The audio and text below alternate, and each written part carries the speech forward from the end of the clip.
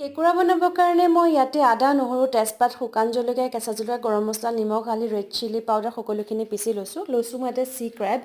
আৰু মছলাখিনি পিচিছোঁ এটা বিলাহী পিচিছোঁ আৰু পিঁয়াজ কাটিছোঁ তেলতে দিছোঁ কালজিৰা আৰু পিঁয়াজখিনি দি ভালদৰে ভাজি লৈছোঁ পিচি থোৱা বিলাহীটো দি পেলাই ভালদৰে কেঁচা গোন্ধ যোৱালৈকে ভাজিছোঁ তাৰপিছত দিছোঁ মছলাখিনিও কেঁচা গোন্ধ যোৱালৈকে ভালদৰে ভাজি পেলাই কেকুৰাখিনি ইয়াতে দি দিছোঁ কেকুৰাখিনি মই ভালদৰে ভাজিছোঁ একদম মিডিয়াম ফ্লেমত আধা ঘণ্টামান আৰু ৰঙা হ'বৰ কাৰণে দিছোঁ ইয়াতে ৰেড চিলি পাউডাৰ মানে কাশ্মীৰ ৰেড চিলি পাউডাৰ নাথাকিলেতো অপশ্যনেল হয় নিদিবও পাৰে